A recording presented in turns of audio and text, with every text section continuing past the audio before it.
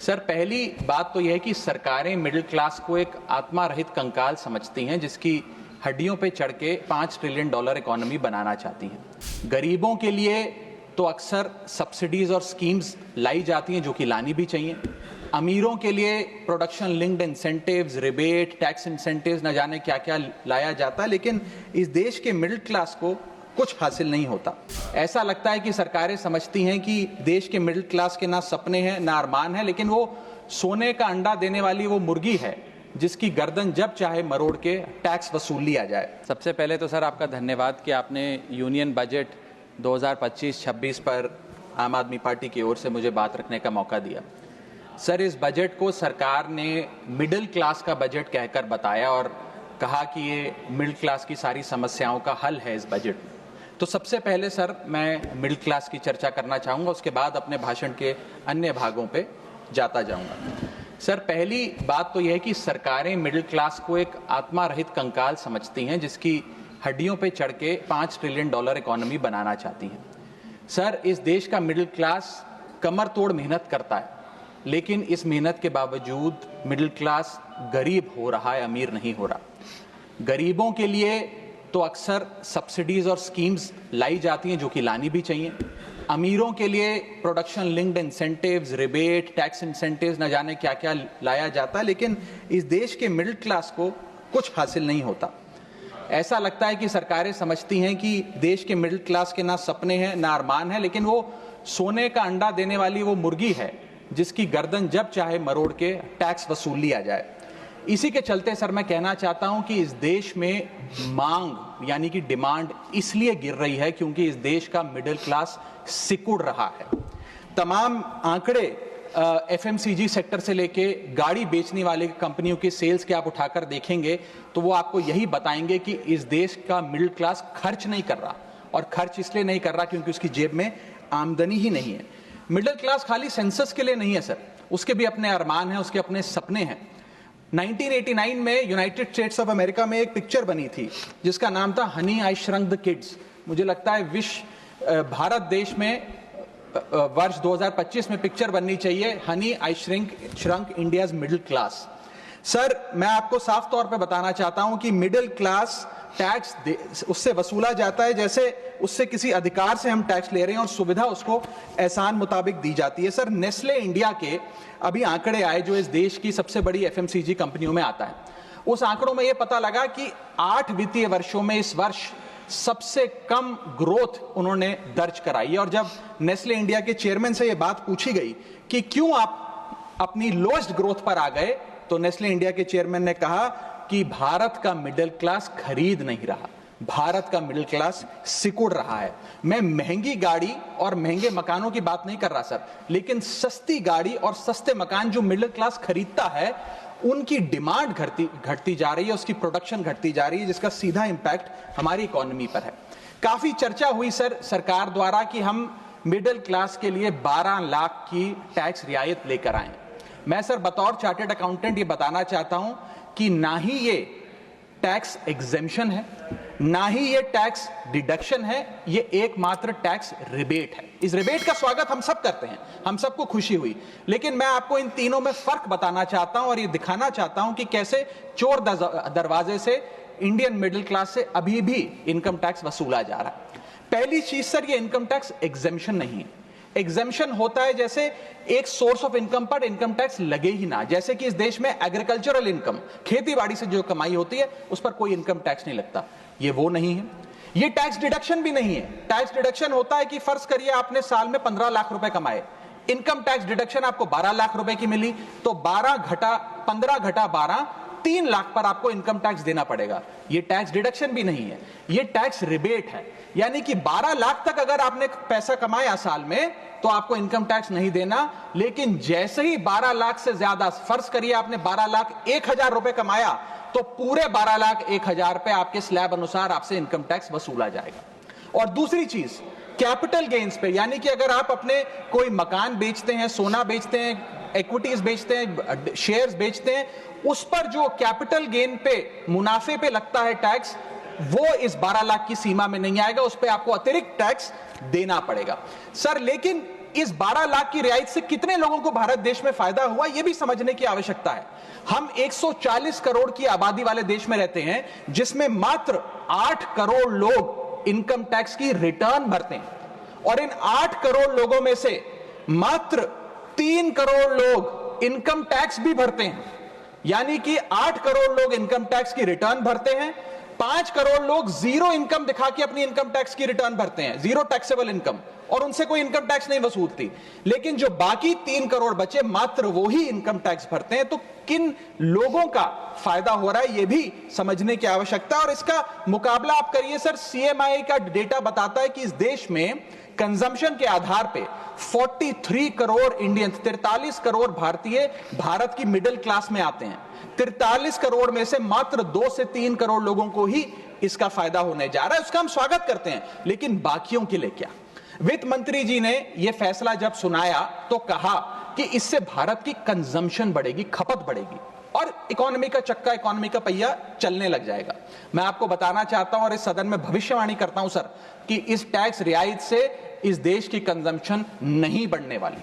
अगर आप वास्तव में इस देश की खपत यानी कि कंजम्पशन बढ़ाना चाहते हैं, तो आपको इनकम टैक्स के साथ साथ जीएसटी नाम का टैक्स कम करना पड़ेगा, क्योंकि जीएसटी वो टैक्स है जो इस देश का अमीर से अमीर आदमी और गरीब से गरीब आदमी भी देता है। जब गरीब आदमी अपने घर में चूल्हा जलाने के लिए माचिस खरीदता है तो उस पर भी जीएसटी देता है, और अमीर आदमी जब सफर करने के लिए मर्सिडीज और बीएमडब्ल्यू खरीदता है उस पर भी जीएसटी देता है। जीएसटी वो लोग भी देते हैं जो इनकम टैक्स नहीं भरते, जीएसटी वो लोग भी देते हैं जिनको सरकार, उन 80 करोड़ भारतीयों को जिनको फ्री राशन देती है, जीएसटी उनसे भी वसूला जाता है। तो सही मायने में अगर आप भारत में खपत यानी कि कंजम्पशन को बढ़ाना चाहते हैं, इकोनॉमी रिवाइव करना चाहते हैं, तो आपको जीएसटी कम करना पड़ेगा और जीएसटी स्ट्रीमलाइन करना पड़ेगा। सर, मिडिल क्लास इस देश का सबसे देशभक्त क्लास है, जो सबसे ज्यादा टैक्स देता है। और सर, जब नौकरी से लौटता हुआ साधारण पैंट शर्ट पहने मिडिल क्लास का आदमी मेट्रो की लाइन में खड़ा होता है, तो उसे यह चिंता नहीं होती कि घर जाकर कौन सी पिक्चर देखूंगा या कौन सा पकवान खाऊंगा। उसे यह चिंता होती है कि मैं अगले हफ्ते अपने बच्चों की फीस कैसे भरूंगा, बाबूजी का ऑपरेशन कैसे कराऊंगा, या बड़े साल नौकरी कर ली, अब एक स्कूटी खरीद लेता हूं। लेकिन जब बाजार जाता है तो पता लगता है वो स्कूटी जो 4 लाख की, जो 40,000 की मिलती थी, वो अब 1 लाख रुपए की मिलने लगी, या वो ऑल्टो गाड़ी जो 3-3.5 लाख की मिलती थी अब 10 लाख रुपए की मिलने लगी।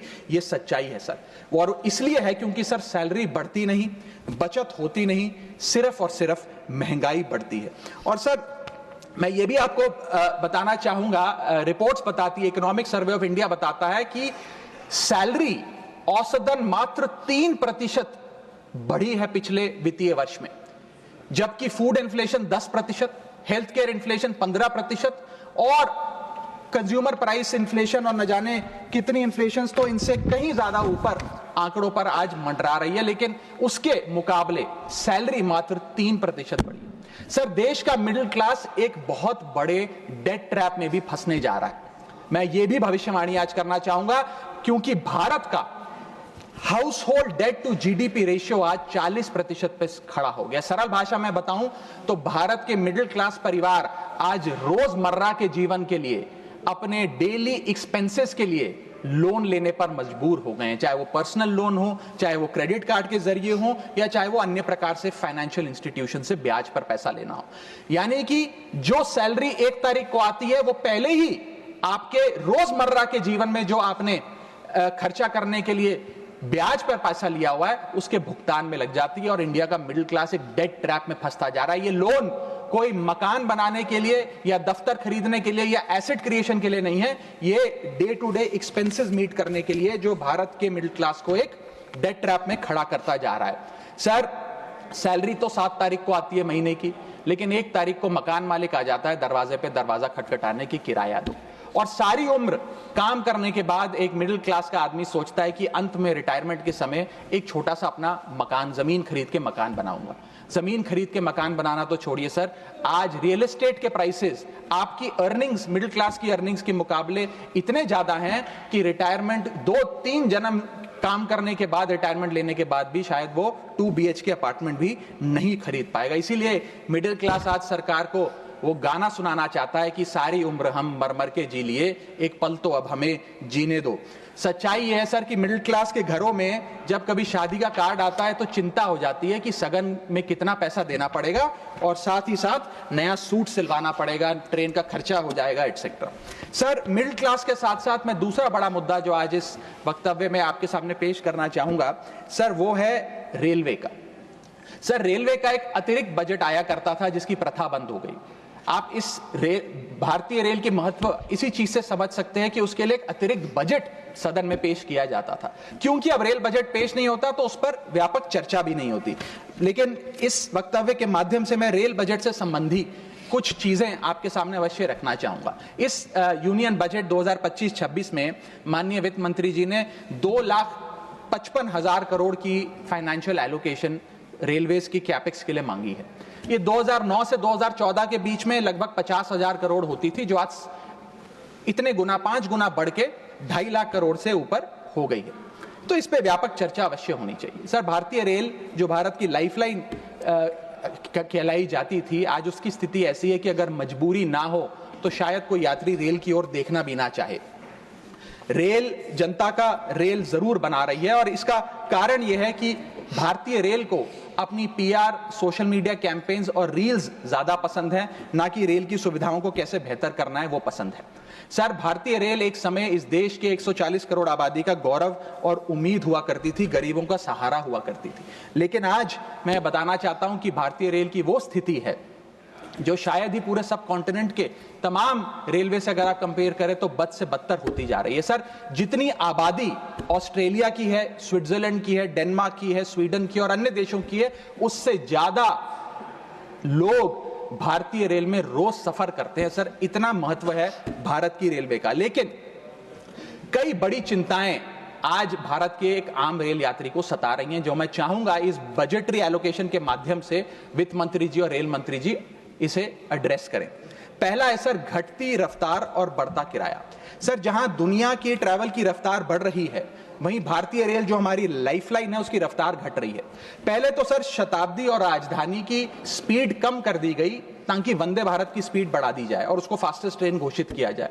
लेकिन अब जून 2024 की रिपोर्ट बताती है कि वंदे भारत की भी स्पीड को कम कर दिया गया है। बताया जा रहा है कि हमारे रेल ट्रैक्स उतने पर्याप्त नहीं है कि इतनी तेज रफ्तार पे वंदे भारत भाग सके।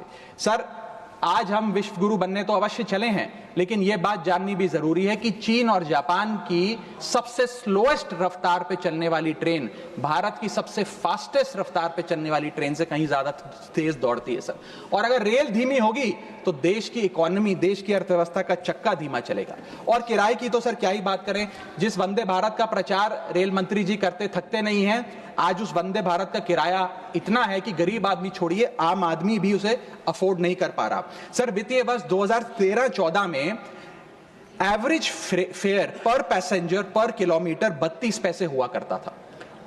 2021-22 वित्तीय वर्ष में ये 107% बढ़ के 66 पैसा हो गया है। सर, इतने रेल के किराए में इजाफा देखा गया है।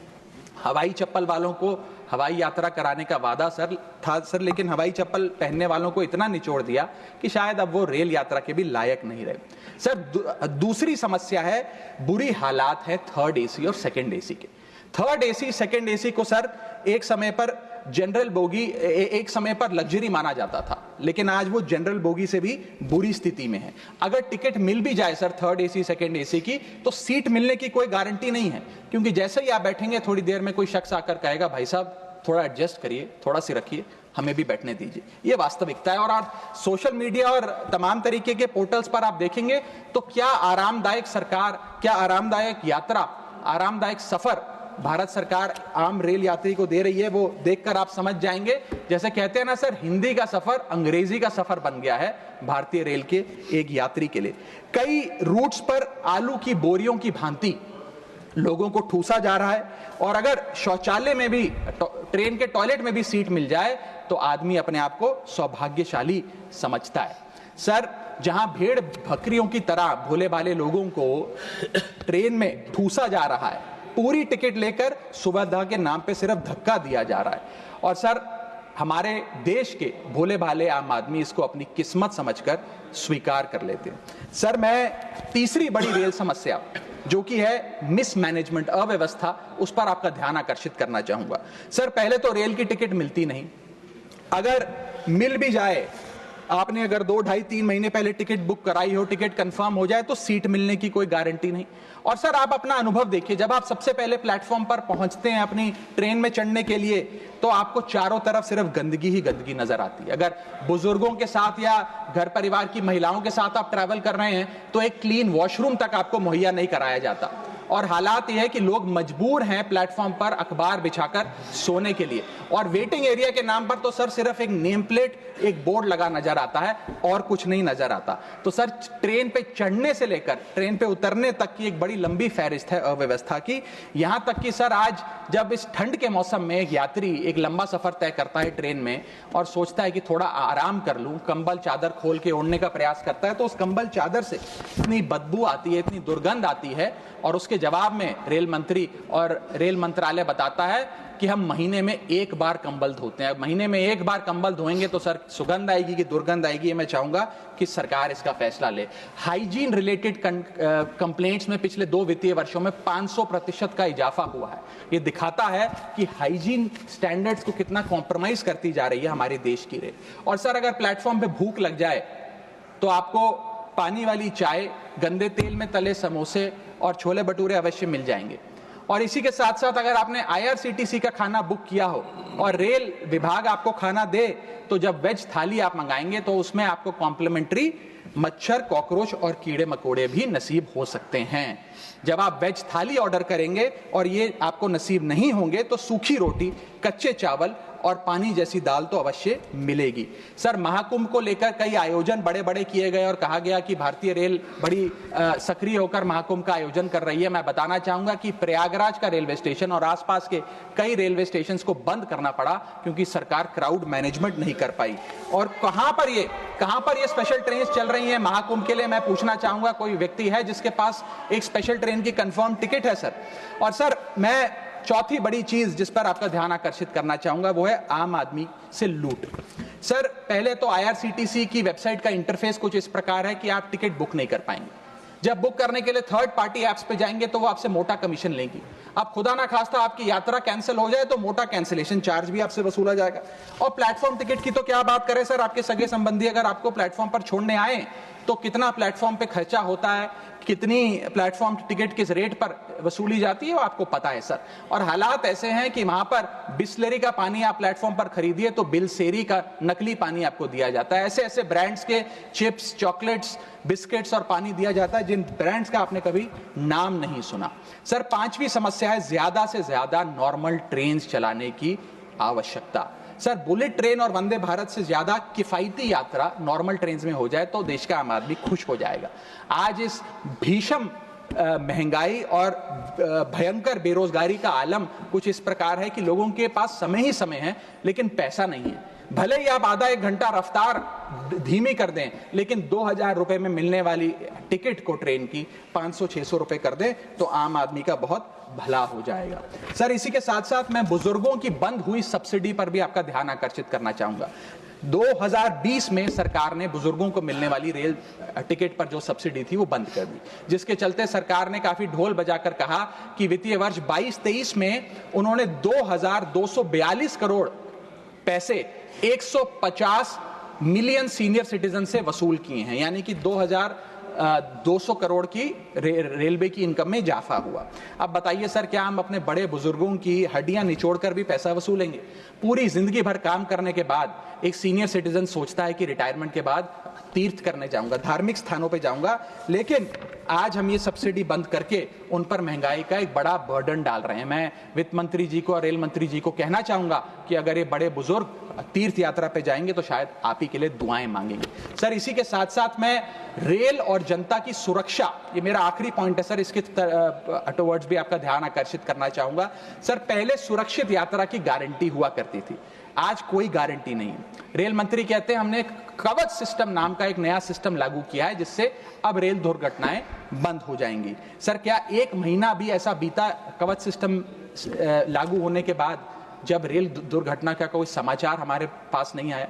सर, बीते 5 सालों में 200 से ज्यादा रेल एक्सीडेंट्स हुए हैं, जिसमें 400 से ज्यादा लोगों की मौत और अनगिनत लोग इंजर हुए हैं। सीएजी की वर्ष 2000 जो अभी रिपोर्ट आई वो बताती है कि वित्तीय वर्ष 2018 से 2021 के भीतर जितनी भी ट्रेन एक्सीडेंट्स हुए उसका 75% कारण लैक ऑफ ट्रैक मेंटेनेंस, यानी कि रेल ट्रैक की मेंटेनेंस में जो कमी है उसकी वजह से रेल की दुर्घटनाएं हो रही हैं।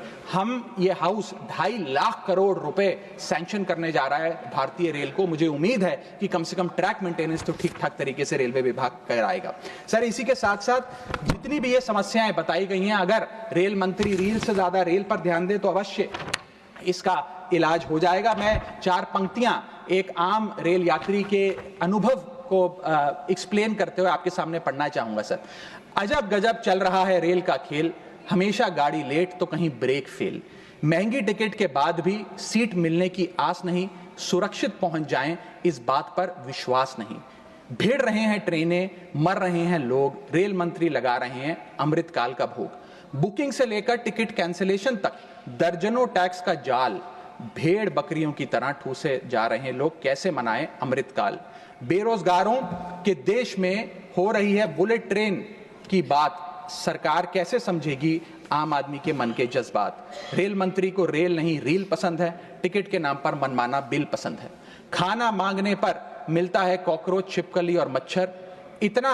बदहाल हो चुका है हमारी लाइफलाइन का स्ट्रक्चर, आखिर कैसे सुधरेगी व्यवस्था, कैसे बदलेंगे हालात, सरकार समझने को तैयार नहीं आम आदमी के जज्बात। सर, मैं अपने अगले भाग में आपका ध्यान आकर्षित करना चाहूंगा, जो new administration United states of America में आई है उसका क्या इकोनॉमिक आर्थिक इंपैक्ट भारतीय अर्थव्यवस्था पर पड़ने जा रहा है। सर, पहले तो 4 फरवरी 2025 को अमेरिका की सेना का एक माल ढोने वाला बड़ा विमान 104 भारतीयों को डिपोर्ट करने के लिए भारत आया। पता लगा कि उन भारतीयों के हाथ में हथकड़ियां और पैरों में जंजीरें थी, बेड़ियां बांधकर उनको लाया गया। बताया जा रहा है कि 7,25,000 ऐसे लोग हैं जो बिना दस्तावेज के भारतीय प्रवासी वहां रह रहे हैं, जिनको अब एक एक कर अमेरिका भारत वापस भेजने जा रहा है। सर, हम चले तो विश्व गुरु बनने थे, वहां अमेरिका ने अपनी मिलिट्री लगाकर हजारों लोगों को डिपोर्ट करना शुरू कर दिया है। मैंने सर किसी बांग्लादेश, पाकिस्तान या श्रीलंका के नागरिक को डिपोर्ट होने की खबर तो नहीं पड़ी, लेकिन भारतीयों के साथ जो अमानवीयता हुई वो जरूर उसकी खबर पड़ी। सर, मैं ये स्पष्ट करना चाहता हूं कि इलीगल माइग्रेशन को तो शायद इलीगल इमिग्रेशन को इस सदन में बैठा कोई भी व्यक्ति सपोर्ट नहीं करेगा, लेकिन सर जो उस नाउमीदी के शिकार रोजगार की तलाश में युवा गए, उनके साथ जो इनह्यूमन ट्रीटमेंट हुआ उसको लेकर तो हमें आवाज बुलंद करनी चाहिए। सर, 40 घंटे तक उनके हाथों और पैरों में बेड़ियां बांध के रखा गया, वॉशरूम तक नहीं जाने दिया गया। सर, इसको लेकर मुझे लगता है शायद इस देश के हर नागरिक का खून खौलता होगा। उसी के सामने इसी एग्जाम्पल के सामने हमारे पास एक और एग्जाम्पल है। इस दुनिया का एक बहुत छोटा सा देश है सर, कोलंबिया। कोलंबिया के राष्ट्रपति गुस्तावो को जब पता लगा कि अमेरिका से एक सेना का माल ढोने वाला विमान इसी प्रकार कोलंबिया के नागरिकों को जो बिना दस्तावेज के वहां पाए गए कोलंबिया छोड़ने के लिए आ रहा है, तो उन्होंने उस विमान को लैंडिंग की अनुमति नहीं दी। उन्होंने कहा कि मैं अपना विमान भेजूंगा, कोलंबिया सरकार का विमान, और पूरे सम्मानजनक तरीके से मैं अपने नागरिकों को वापस लाऊंगा। सर, वास्तव में कोलंबिया जो डटकर अमेरिका के सामने खड़ा हो गया, वो असल विश्व गुरु बना इस महीने में तो। और मैं मिनिस्टर ऑफ एक्सटर्नल अफेयर्स से भी पूछना चाहूंगा सर कि वो खुद क्यों नहीं गए इन नागरिकों को, हमारे भाइयों बहनों को रिसीव करने, क्यों हमने जहाज नहीं भेजा, अपना भारतीय वायुसेना का जहाज उनको वापस लाने के लिए। और जब हमारे पास पहले से ही सूची थी कि इन 104 भारतीयों को डिपोर्ट किया जा रहा है, तो हमने इसके खिलाफ प्रोटेस्ट क्यों नहीं किया? क्या अमेरिकी दूतावास से किसी को बुलाया, किसी से चर्चा करी, अपना विरोध दर्ज कराया? और अंत में सर, गुजरात, उत्तर प्रदेश, महाराष्ट्र, पंजाब और हरियाणा, इन तमाम राज्यों के ये लोग थे जो आए, लेकिन प्लेन को न जाने किस कारणवश अमृतसर में उतारा गया। मैं चाहूंगा इस विषय पर भी, इस स्ट्रैटेजिक डिसीजन पर भी माननीय विदेश मंत्री जी ध्यान आकर्षित करें सदन का। सर, क्या आपने कभी सुना है कि स्विट्जरलैंड का कोई नागरिक, डेनमार्क का कोई नागरिक, ब्रिटेन का कोई नागरिक, नीदरलैंड का कोई नागरिक डंकी रूट के माध्यम से अमेरिका गया हो नौकरी की तलाश में? नहीं सुना होगा सर। भारतीय ही क्यों मजबूर है डंकी रूट के माध्यम से अमेरिका पहुंचकर वहां पर मेहनत मजदूरी, छोटी मोटी लेबर का काम करने के लिए? वो इसलिए सर क्योंकि इस देश में तमाम सरकारों ने हमारे देश के युवा को बेरोजगार रखा। वादा तो था सर 2 करोड़ नौकरियां देने का, लेकिन वो 2 करोड़ नौकरियां दे नहीं पाई सरकार। शायद लैक ऑफ अपॉर्चुनिटीज और अनएम्प्लॉयमेंट के चलते लोग अमेरिका जाने को मजबूर हो गए। मैं बताना चाहूंगा सर, आप इसको इस परिप्रेक्ष्य में भी देखने की कोशिश करें कि अमेरिका के सबसे पिछड़े राज्यों में एक राज्य है मिसिसिपी जो आता है। मिसिसिपी राज्य में अमेरिका की सबसे लोएस्ट पर कैपिटा इनकम है।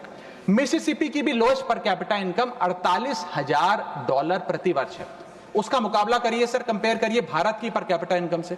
भारत की पर कैपिटा इनकम मात्र $1160 है। कहां अमेरिका की सबसे गरीब राज्य की पर कैपिटा इनकम, यानी कि साल में औसतन मिसिसिपी में रहने वाला एक आदमी $48,000 कमाता है, वहां एक भारतीय औसतन $1160 कमाता है। तो क्यों नहीं कोई बेहतर जिंदगी के लिए, ज्यादा पैसा कमाने के लिए अमेरिका जाने पर मजबूर होगा सर। मैं डोनाल्ड ट्रंप एडमिनिस्ट्रेशन की जो इकोनॉमिक इंपैक्ट भारत पे पड़ने जा रहा है उस पर भी आपका ध्यान आकर्षित करना चाहूंगा सर। सबसे पहले H1B वीजास, ये H1B वीजा जो अब भारी रिस्ट्रिक्शंस के साए में फंसे हुए हैं, इसका सबसे ज्यादा अगर नुकसान किसी को होगा तो भारतीयों को होगा सर।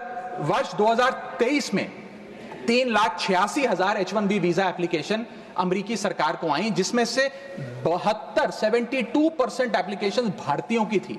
यानी कि अगर H1B मुश्किल होगा तो सबसे ज्यादा मार भारत के स्किल्ड लोगों को पड़ेगी।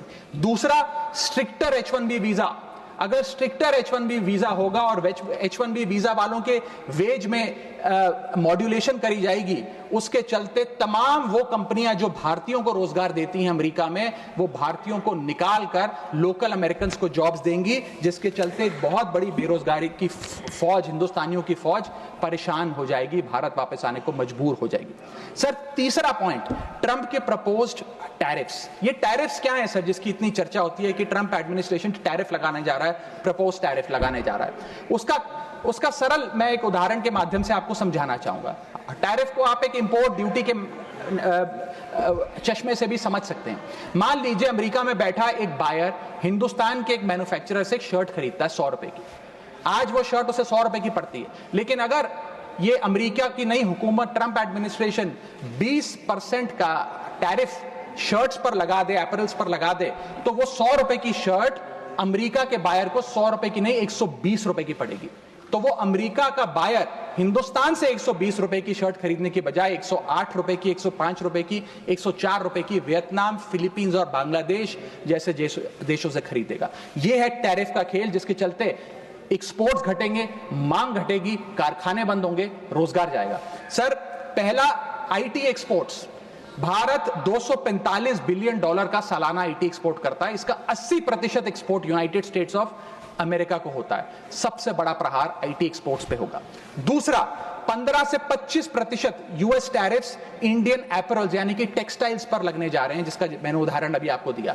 इसके चलते कॉस्ट एडवांटेज भारतीय मैन्युफैक्चरर्स की घट जाएगी, सोर्सिंग और बाइंग हिंदुस्तान से बंद हो जाएगी, और करीब करीब एस्टिमेट्स बताते हैं 2 मिलियन जॉब्स भारत की टेक्सटाइल और गारमेंट इंडस्ट्री की बंद हो जाएगी, जिसमें मेरे लुधियाने, पंजाब से लुधियाने में बहुत सारे टेक्सटाइल हब्स हैं, तमिलनाडु में है, गुजरात में, उनको सबको खामियाजा भुगतना पड़ेगा। सर इसके साथ साथ propose tariffs on Indian pharmaceuticals Donald Trump administration लगाने जा रही है। आज जितने भी pharmaceutical products, generic drugs, generic दवाइयां भारत यूएस को एक्सपोर्ट करता है, उन सब पर यह इंपोर्ट ड्यूटी लग जाएगी। मैं आपको बताना चाहूंगा 40% यूएसए की जितनी खपत है उसके 40% जेनरिक दवाइयां और ड्रग्स भारत सप्लाई करता है। तो इतना बड़ा प्रहार भारत की इंडियन फार्मा इंडस्ट्री पे होने जा रहा है, जिसके चलते रेवेन्यू लॉसेस और जॉब लॉसेस होने जा रहे हैं। तीसरा point, proposed 25% US tariff on Indian auto companies. Automobile, auto parts बनाने वाली कंपनियों पर 25% की ड्यूटी लगाने जा रही है ट्रंप एडमिनिस्ट्रेशन, जिसके चलते $14 बिलियन का ट्रेड इंपैक्ट होने जा रहा है। और इसके चलते भारत में मैन्युफैक्चर हो रही ऑटोमोबाइल्स की डिमांड घटेगी, एक्सपोर्ट घटेगा, कारखाने बंद हो गए और 10 लाख से ज्यादा लोगों की नौकरियां जा सकती हैं। सर चौथा और महत्वपूर्ण पॉइंट, एक बहुत बड़ी बेरोजगारों की फौज भारत की ऑलरेडी बेरोजगार फौज में जुड़ जाएगी। पूछिए कैसे सर? सर 7,25,000 वो लोग जो बिना दस्तावेज के रह रहे हैं, जिन्हें अमेरिका कह रहा है हम भारत भेज देंगे। 1 मिलियन वो लोग जिनका ग्रीन कार्ड अभी पेंडिंग है, उनका ग्रीन कार्ड कैंसिल हो जाएगा। लाखों H1B वीजा एप्लीकेंट जिनका H1B वीजा मिलना अब नामुमकिन सा हो गया है। और उसके अतिरिक्त भारत में जो टेक्सटाइल्स, फार्मा, आईटी और ऑटोमोबाइल इंडस्ट्री है उसमें जॉब ले ऑफ्स होंगे, यानी कि इन लाखों लोगों की एक जो अनएम्प्लॉयड लोगों की फौज भारत आकर भारत की ऑलरेडी अनएम्प्लॉयड लोगों की फौज में जुड़ जाएगी, उसको कैसे हम इस इकोनॉमिक साइकिल में रीइंटीग्रेट करेंगे, कैसे इस अनएम्प्लॉयमेंट और अंडर एम्प्लॉयमेंट का सामना करेंगे। सर मेरा आखिरी पॉइंट इस ट्रंप एडमिनिस्ट्रेशन का जो इकोनॉमिक इंपैक्ट भारत पर पड़ेगा उसके संदर्भ में है, वो ये है सर कि भारत की फॉरेन इनवर्ड रेमिटेंसेस घट जाएंगी, भारत का फॉरेक्स रिजर्व्स घटेगा। सर वर्ष 2024 में डॉक्यूमेंटेड एंड अनडॉक्यूमेंटेड भारतीय प्रवासी भारतीय जो यूएस में रहते हैं उन्होंने कुल मिलाकर 111 बिलियन डॉलर भारत भेजे, यानी कि वहां पर जो आदमी रहता है वो कमाई करता है, वो पैसा हिंदुस्तान भेजता है ताकि हिंदुस्तान में जो उसका परिवार, बूढ़े माँ बाप, बीवी बच्चे, भाई बहन हैं, वो सम्मानजनक जीवन जी सकें। जब उनकी नौकरियां ही नहीं रहेंगी, जब वो पैसा ही नहीं कमाएंगे तो वो क्या पैसा भेजेंगे? जब वो पैसा नहीं भेजेंगे तो भारत के फॉरेक्स रिजर्व्स घटेंगे और फॉरेक्स रिजर्व्स घटने की वजह से रुपया और कमजोर होगा और डॉलर और मजबूत होगा। सर भारत की कॉर्पोरेट टैक्स कलेक्शंस में 3 से 4 हजार करोड़ का नुकसान होने जा रहा है इस ट्रंप एडमिनिस्ट्रेशन के प्रपोज टैरिफ्स की वजह से, और इन्फोसिस, टीसीएस जैसी बड़ी बड़ी कंपनियां अब 80 से 90% अमेरिकी लोगों को नौकरियां देंगी। भारतीय जो H1B वीजा पे वहां काम कर रहे हैं उनको निकालने का काम शुरू होने जा रहा है। सर जो अमेरिका कहता है वो भारत हमेशा से करता है, एक वफादार दोस्त की तरह।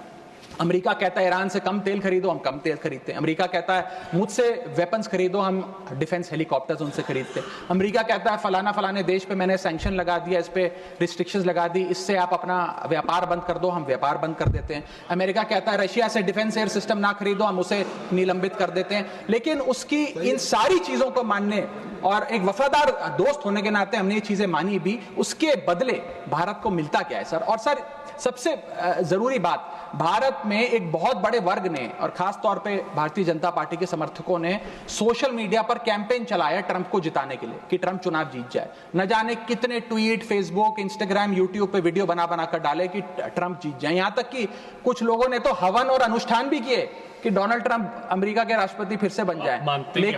लेकिन उसके बदले हमें हासिल क्या हुआ? पहला झटका जो ट्रंप एडमिनिस्ट्रेशन ने दिया सर, वो भारत को दिया। सर इन 104 भारतीय जो वापस आए हैं, जिनकी हाथों में जंजीरें और पैरों में बेड़ियां थी, उनके लिए भी सर 4 पंक्तियां लाया हूं, गौर फरमाइएगा। सपना था कि अमेरिका जाकर कुछ कमाएंगे, ये नहीं पता था कि ऐसे बांध कर वापस लाए जाएंगे। हाथों में हथकड़ी, पैरों में बंधी रही बेड़ियां, दर्द से टूटती और चटकती रही एड़ियां, कस के बांधा जंजीरों से जैसे कोई सामान, टपकते आंसू सुनाते हैं क्रूरता की दास्तां। सपने में भी नहीं सोचा था कि ऐसा मंजर, मगर अपनों ने ही खोप दिया पीठ में खंजर। क्या बीती होगी उन पर ये वो ही जानेंगे, उनके जख्मों को विदेश मंत्री नहीं पहचानेंगे। हर चेहरे पर लिखी है क्रूरता की कहानी, हर चेहरे पर लिखी है क्रूरता की कहानी, गुनाह सिर्फ इतना कि वो है हिंदुस्तानी। सर अंत में मैं बस समाप्त कर रहा हूं सर, मैं आपका ध्यान आकर्षित करना चाहूंगा डीवैल्यूएशन ऑफ द इंडियन रुपी पर, कि गिरता हुआ रुपया। सर रुपये आज ऑल टाइम लो पर है। जब मई 2014 में ये सरकार बनी थी तब $1 58 के आसपास मंडराता था। आज ₹1 87 रुपीज के आसपास मंडरा रहा है, which is an all time low. Sir रुपया कोई कागज की एक टुकड़ा, कोई पीस ऑफ पेपर नहीं है, रुपया कोई करेंसी भी नहीं है, रुपया हमारी देश की प्रतिष्ठा है। करेंसी गिरती है तो देश की प्रतिष्ठा गिरती है। तमाम देश एक दूसरे देश को कितना सम्मान देना है ये इस बात से भी तय करते हैं कि उसकी करेंसी की कितनी वैल्यू है। और अगर हमारी इंटरनेशनल पहचान कमजोर होती है तो हमारी अर्थव्यवस्था भी कमजोर होगी। सर इसके साथ साथ जैसे जैसे रुपया गिरता है हमारे देश में इन्फ्लेशन वैसे वैसे बढ़ती है, इसलिए क्योंकि हम बहुत सारी वस्तुएं इंपोर्ट करते हैं, तो इंपोर्टेड इन्फ्लेशन भी हमारे देश के टोटल इन्फ्लेशन का एक बहुत बड़ा हिस्सा है। मैं आपको उदाहरण के तौर पे बताना चाहूंगा सर कि मान लीजिए एक शर्ट हम अमेरिका से खरीदते थे 74 रुपए की पिछले साल, क्योंकि $1 74 रुपए का था।